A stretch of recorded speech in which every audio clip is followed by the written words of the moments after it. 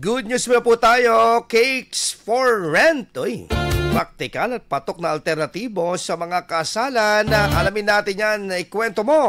Ang good news na yan, Idol Tita Ronnie.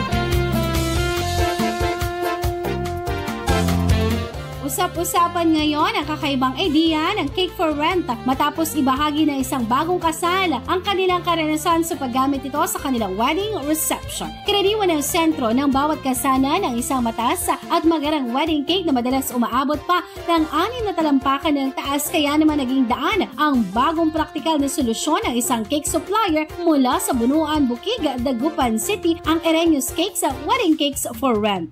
Sa ganitong setup, ang cake na nakikita sa display ay karaniwang styro base o may decorative outer layer lamang, habang hiwalay na inihahanda ang tunay na cake bread na hinihiwa o kinakain ng mga bisita. Isa sa mga nakasubok na ng Cake for Rent ay ang bagong kasal na si Evelyn Artsimed na ikinasal dito lamang Oktubre. Ayon sa kanya, malaki ang kanilang natipid at nabawasan ang abala dahil hindi na nila kinakailang asikasuhin kung paano uubusin ang malaking cake. Bukod pa rito, picture perfect pa rin ang cake at mas magaan sa bulsa. Kaya sa mga couple who are soon to tie the knot, pwedeng subukan ang Cake for Rent bilang isang cost-efficient and stylish na alternatibo, lalo na ngayong dapat mas maging maingat at praktikal sa wedding expenses. Yan ang ating gagawin for today. Ako si Idol Tita Ronnie Tataka, IFM. IFM News. IFM News.